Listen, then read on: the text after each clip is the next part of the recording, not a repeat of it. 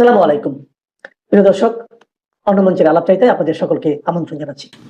কালকে যে ঘটনাবলী ঘটলো তাতে একটা জিনিস পরিষ্কার হয়ে গেছে যে শেখ হাসিনাকে কোনো মতেই অ্যাকসেপ্ট করতে চায় না বাংলাদেশ। কারণ বাংলাদেশ খুব ভালো করেই জানে যে ভারতবর্ষ তাকে বন্দি প্রত্যর্পণের শর্ত অনুযায়ী ফেরাবে না, আর তার নিরাপত্তা নিশ্চিত না হওয়া পর্যন্ত ফেরাবে না। ওইখানেই খেলে দিয়েছে খলিলুর রহমান এবং তারেক রহমানরা। তারেক রহমান খুব একটা কথা বলেননি, যা বলেছেন খলিলুর বলেছেন। এখন এর মধ্যে আর একটা অঙ্ক আছে, সেটা হচ্ছে দেশের মানুষ যারা ভোট দিয়েছে, যারা ভারত বিরোধী, যদি শেখ হাসিনাকে ফিরিয়ে নেয় তাহলে তারা বিএনপির বিপক্ষে চলে যাবে। আবার যদি শেখ হাসিনা ফিরে আসেন, আওয়ামী লীগ দলে দলে মাঠে নেমে যায়, তাহলে একটা রক্তক্ষয়ী সংগ্রামের একটা আশঙ্কা রয়েছে। আর তিন হচ্ছে শেখ হাসিনাকে নিয়ে সিদ্ধান্তে আমরা কি বলবো, এটা দোলাচল, সিদ্ধান্তহীনতায় ভুগছে যে কি করা যায়। ভারত যে প্যাঁচটি মেরে রেখে দিয়েছেন এবং শেখ হাসিনা যে ঘোষণাটি করে রেখে দিয়েছেন, সেখানে তার ওই বেড়া জাল থেকে উদ্ধার পাওয়ার কোনো রাস্তা কিন্তু এখন বিএনপি সরকার দেখতে পাচ্ছে না। কালকে যে এতগুলো মিটিং হয়েছে, তার মধ্যে একমাত্র সৌহার্দ্যপূর্ণ মিটিং যেটা হয়েছে সেটা হচ্ছে সালাউদ্দিন সাহেবের সঙ্গে আমাদের দীনেশ ত্রিবেদীর বৈঠকটা। এছাড়া খলিলুরের সঙ্গে একান্ত বৈঠকে খলিলুর অত্যন্ত চেঁচামেচি করেছেন, খুব অভদ্র ব্যবহার করেছেন। খলিলুর কূটনৈতিক পোস্টে বসে, উনি তো কূটনীতিক নন, উনি কূটনৈতিক পোস্টে বসে যে ব্যবহার উনি করেছেন একান্তে, 1-to-1 বৈঠকে, এবং তারপরে তারেক রহমানের এখানে এসে তিনি যেভাবে আমাদের দীনেশ ত্রিবেদীর সঙ্গে কথা বলেছেন, একজন বর্ষিয়ান রাজনৈতিক ব্যক্তি যার দীর্ঘদিনের পার্লামেন্টেরিয়ান ব্যাকগ্রাউন্ড, যিনি দুবারের ভারতবর্ষের মতো রেলমন্ত্রী, ভারতবর্ষের মতো বড় দেশের রেলমন্ত্রী সাকসেসফুলি, এবং রাজ্যসভার ডেপুটি স্পিকার, হাসতে হাসতে এই কথাগুলো মনে করেই দিয়েছেন দীনেশ ত্রিবেদী বাধ্য হয়ে। যখন খলিলুর হাত পা সরিয়ে যখন চেঁচাচ্ছেন রীতিমতো উচ্চস্বরে যে আমাদের হাতে প্রত্যর্পণ করতেই হবে, প্রত্যাবর্তন বলা যাবে না, প্রত্যর্পণ করতে হবে, ওই হিসেব অনুযায়ী যতবার ভারত চেষ্টা করছে, দীনেশ ত্রিবেদী চেষ্টা করছেন যে এটা সম্ভব নয়, কারণ আপনারাই পৌঁছে দিয়েছেন, উনি বন্দী নন আমার দেশে, তাহলে আমার দেশে যখন উনি বন্দী নন, তখন ওনাকে বন্দী হিসেবে আমি প্রত্যর্পণ করব কি করে। এগুলো সমস্ত বুঝো এই যে তিনটে কারণ বললাম, এই তিনটে কারণের জন্য অবুঝের মতো ব্যবহার করছেন, এবং সেটা বিশ্রীভাবে চেঁচিয়ে যখন উনি কথাবার্তা বলছেন, তখন দীনেশ ত্রিবেদী হাসতে হাসতে বাউন্সার গুলো দেন। তারেক রহমান আগাগোড়াই চুপ করে বসছিলেন কাঠের পুতুলের মতো। তিনি বুঝতে পারছেন না তার কি করা উচিত, এই সিদ্ধান্ত নিয়ে তাই ভুগছেন। তারপরে যে প্রেস কনফারেন্সটা আপনারা দেখলেন, তাতেও বডি ল্যাঙ্গুয়েজ আপনারা দেখলেন খলিলুর যেন ছুটে মারতে আসছেন, এরকম একটা সাংবাদিকদের প্রতি ব্যবহার। কোন কূটনৈতিক ব্যক্তির এই ব্যবহার কিন্তু শোভা পায় না। কূটনৈতিক চিঠিতে শব্দচয়ন এবং কথা বলার সময়তেও শব্দ চয়ন, তার বডি ল্যাঙ্গুয়েজ সমস্ত কিন্তু মাপা হয়। এখানে উনি যা করেছেন সেটা সৌজন্যতার মধ্যে পড়ে না।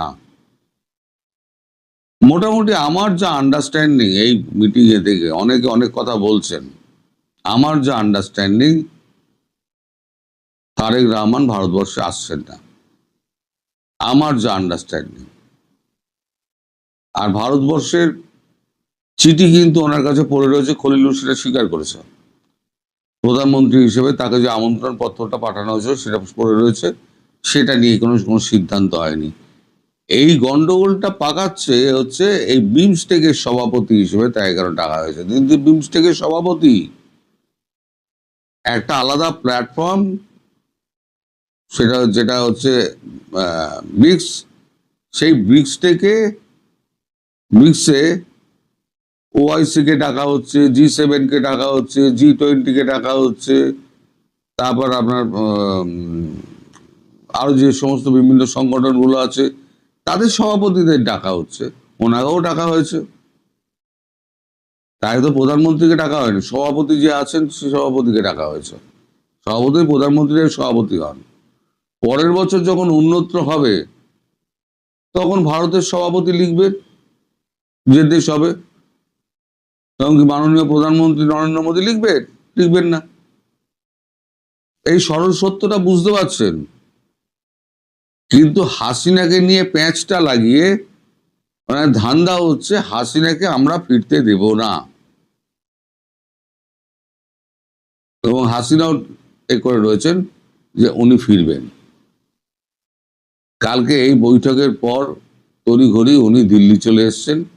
আজকে উনি সব ব্রিফিং যা করার আজকে উনি করবেন। এবারে আমার মনে হয়, আমার মন বলছে এবার সত্যি মিথ্যা হবে কিনা আমি জানি না, এবার যাবেন কিন্তু জয়শঙ্করজি। হয় জয়শঙ্করজি যাবেন আর নইলে অজিত দোভাল যাবেন, দুজনের একজন তো যাবেনই। আর তখনই বোঝা যাবে কার কলজেতে কত দম। দীনেশ ত্রিবেদী অত্যন্ত ঠান্ডা মাথার মানুষ, অত্যন্ত শান্ত ভাষায় কথা বলেন। আপনারা দেখেছেন যেটুকু ফুটেজ আপনারা দেখেছেন, ওখানে খুব মানে সৌহার্দ্যপূর্ণ পরিবেশের মধ্যে দেখা হয়েছে, তারপর তো অফ করে দেওয়া হয়েছে। তারপরে সাংবাদিকদের সঙ্গে কথা যখন বলেছেন, উনি প্রত্যেকটা কথা কিন্তু পাকা কূটনৈতিক ব্যক্তির মতো কথা বলেছেন যে আমরা খুব পজিটিভ। যে কথাটা বলা হয়ে থাকে, আমরা খুব পজিটিভ, এবং আমার মনে হয় এমন কিছু নেই যে আলোচনার মাধ্যমে সমাধান হতে পারে না। উনি ওনার বক্তব্যটা পরিষ্কার জানিয়ে দিয়েছেন, হ্যাঁ হলে হলো, না হলে হলো না। আমি পজিটিভ ছিলাম, নেগেটিভ হয়ে গেছে, কি করা যাবে। কিন্তু এবার যে ঘটনাটা ঘটবে আমি আপনাদের বলে দিচ্ছি, এবার জয়শঙ্করজি যাবেন নইলে অজিত দোভাল যাবেন, এবং কার কত দম তখন কিন্তু পাওয়া যাবে। আর এই যে আমাদের পরাগ জৈন গেছেন, পরাগ জৈনকে আমাদের যে সেনা অফিসাররা যারা গেছিলেন এর আগে, তারা যে সমস্ত মানে কাগজপত্র দিয়ে এসেছিলেন সেই ব্যাপারে কি কথাবার্তা হয়েছে, কতদূর এগিয়েছে, সেগুলো আরো বিস্তার লাভ করেছে কিনা, সেইগুলো দেখার জন্য এখান থেকে চিঠি পাঠানো হয়েছিল। সেই চিঠির প্রত্যুত্তরে এখন ডিজিএফআই চিঠি পাঠিয়ে তাদের আমন্ত্রণ জানিয়েছে, আপনারা আসুন, এসে দেখুন আমরা কিছু ব্যবস্থা নিয়েছি কিনা। হয়তো কিছু ব্যবস্থা নিয়েছেন, টেম্পোরারি হয়তো উচ্ছেদ করে দিয়েছেন, করে দিয়ে দেখাবেন, তবুও দেখাতে পারবেন। যদিও স্যাটেলাইট মারফত আমরা সব দেখতে পাচ্ছি কোথায় কি করছে না করছে, তবুও একটা জেস্চার দেখিয়েছে ডিজিএফআই, একটা জেস্চার দেখিয়েছে। কারণ ডিজি যখন সস্ত্রীক এসছেন ভারতবর্ষে, তিনি কিন্তু সমানভাবে আপ্যায়িত হয়েছিলেন, তাকে প্রচুর সম্মান দেওয়া হয়েছিল, এবং তিনি কলকাতায়, তিনি দিল্লিতে কিন্তু প্রচুর কেনাকাটা করেছেন তার স্ত্রী। ইন্ডিয়া থেকে মিটিং করছেন, তার স্ত্রী কিন্তু নিরাপত্তা রক্ষীদের নিয়ে প্রচুর কেনাকাটা করেছেন। আমাদের সঙ্গে পিপল টু পিপল কানেকশন খুব ভালো। মধ্যিখানে এই রাজনৈতিক দলগুলো এসে আর এই যে মৌলবাদীগুলো এসে, এরা এসে পুরো ব্যাপারটাই ঘেঁটে দিয়েছে। মোট কথা আমার যা আন্ডারস্ট্যান্ডিং, আমি আপনাদের বললাম যে আসবে না তারেক রহমান। উনি অন্য কারণ দেখিয়ে, কালকেও আমি বলেছি একটা একটা কিছু কারণ দেখাবেন। আজকে আমার মনে হচ্ছে, আমি স্থির বিশ্বাসে পৌঁছেছি যে উনি আসবেন না। উনি অন্য কোথাও চলে যাবেন, জাপান টাপান, কোরিয়া ফোরিয়া এইসব জায়গায় চলে যাবেন। অনেক জায়গায় আমন্ত্রণ রয়েছে, তো কোনো একটাই চলে যাবেন। দেখা যাক আজকে দিল্লিতে কি খবর হয়, দিল্লিতে কি রিপোর্ট করা হয়, এবং তারপর কার যাওয়ার সিদ্ধান্ত হয় সেটাও সম্পূর্ণ জানা যাবে। আপনারা সবাই ভালো থাকবেন।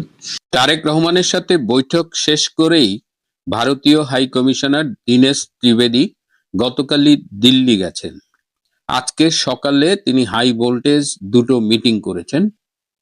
এদিকে রয়ের প্রধান পরাগ জৈন তার দলবল সহ বাংলাদেশে এসেছিলেন এবং তিনি গতকাল এবং আজকে বেশ ব্যস্ত সময় কাটিয়েছেন। বেশ গুরুত্বপূর্ণ বেশ কিছু মিটিং করেছেন। তার মধ্যে আমাদের প্রধানমন্ত্রী তারেক রহমান, প্রধানমন্ত্রীর প্রতিরক্ষা উপদেষ্টা ডক্টর শামসুল ইসলাম সহ আরো অনেকে রয়েছেন। এছাড়াও আরো ছোটখাটো কিছু বিষয় আলাপ করব। শেষ পর্যন্ত সাথে থাকবেন। দীনেশ ত্রিবেদী বাংলাদেশের প্রধানমন্ত্রী তারেক রহমানের সাথে গুরুত্বপূর্ণ বৈঠক শেষ করে দিল্লি চলে গেছেন। আমি গতকালই বলেছিলাম যে ডক্টর খলিলের বডি ল্যাঙ্গুয়েজই বলে দিচ্ছে সেখানে কি আলোচনা হয়েছে, এবং সরকারের পক্ষ থেকে বারবার বলা হচ্ছিল যে তারা শেখ হাসিনাকে ফেরত চেয়েছে, কিন্তু আসলে ভেতরের ঘটনা তো আলাদা। আপনারা নিশ্চয়ই খেয়াল করেছেন যে সম্প্রতি ডোনাল্ড ট্রাম্পের মধ্য এবং দক্ষিণ এশীয় দূত এবং ভারতে আমেরিকার অ্যাম্বাসেডর মিস্টার সার্জিও গোর বাংলাদেশ সফর করার পরই কিন্তু ভারতীয় প্রতিনিধি দলের তৎপরতা বেড়ে গেছে। তার মানে কি, সার্জিও গোরের সফর এবং এই যে আমরা দেখছি রয়ের প্রধান আসছে তার টিম নিয়ে, দীনেশ ত্রিবেদীর তৎপরতা, এগুলো কি পরস্পর সম্পর্কযুক্ত? আজকে দীনেশ ত্রিবেদী সকাল 8টা থেকে 8টা 40 পর্যন্ত একটি হাই ভোল্টেজ মিটিং করেছেন। সেই মিটিং এ উপস্থিত ছিলেন ভারতের প্রধানমন্ত্রী নরেন্দ্র মোদী, জাতীয় নিরাপত্তা উপদেষ্টা অজিত দোভাল, স্বরাষ্ট্রমন্ত্রী অমিত শাহ সহ আরো কয়েকজন। 8টা 40 মিটিং শেষ করে 9টা 10 থেকে 9টা 25 পর্যন্ত তিনি আরেকটি বৈঠক করেন, যেখানে ভারতীয় সেনাবাহিনীর উচ্চ পদস্থ একজন কর্মকর্তা ছিলেন এবং বেশ কিছু আধা সামরিক কর্মকর্তা ছিলেন এবং অজিত দোভাল ছিলেন। এই সকালের প্রথম মিটিং এ 37টা ইস্যু নিয়ে কথা হয়েছে, তার মধ্যে এই যে বাংলাদেশ রিলেটেড, তার মধ্যে এই যে বন্দী প্রত্যর্পণ যে চুক্তি, সেই চুক্তিটার আপডেট করা হবে এই সিদ্ধান্ত নেওয়া হয়েছে। এছাড়া বিভিন্ন বিষয়, বাংলাদেশের সাথে যে ভারতের বন চুক্তি, এই যে নদী এবং সমুদ্র বন্দর, এ ধরনের নানান বিষয় নিয়ে কথা হয়েছে। এই দুটো মিটিং এ একটা ইম্পর্টেন্ট বিষয় এসেছে, সেটা হলো র্যাপিড রেসপন্স টিম। এটা আগেও ছিল কিন্তু খুব একটা অ্যাক্টিভ ছিল না। বিশেষ করে মমতা যখন পশ্চিমবঙ্গের মুখ্যমন্ত্রী ছিলেন, তিনি এই সীমান্ত দিয়ে বাংলাদেশ এবং পশ্চিমবঙ্গের মধ্যে জঙ্গিদের আদান প্রদান অনেক কিছু যাতে সহজে করা যায়, সে কারণে তিনি কেন্দ্রীয় সরকারের অনেক বিষয়ে সহায়তা করতেন না।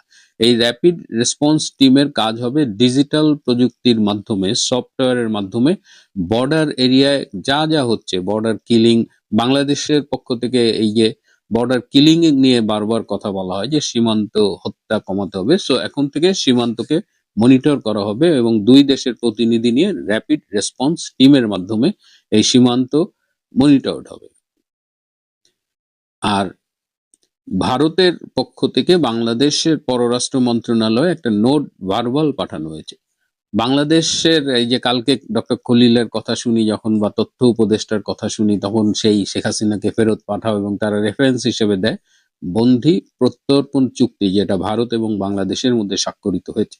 কিন্তু এই চুক্তি 11 নম্বর পৃষ্ঠার 3 নম্বর অনুচ্ছেদের শেষ অংশে কিন্তু লেখা আছে, কোনো বিতর্কিত আইন, কোনো ক্যামেরা ট্রায়াল, কোনো সামরিক আদালতের মাধ্যমে বিচার করে সেই বিচারের রায় অনুযায়ী বন্দীদের প্রত্যর্পণ, সেটা কিন্তু এই চুক্তিতে প্রযোজ্য হবে না। এবং যেহেতু বাংলাদেশের আইসিটিতে বর্তমানে যে বিচারগুলো চলছে সেটি আইনের চোখে শুধু অবৈধ না, সেটি চরমভাবে বিতর্কিত।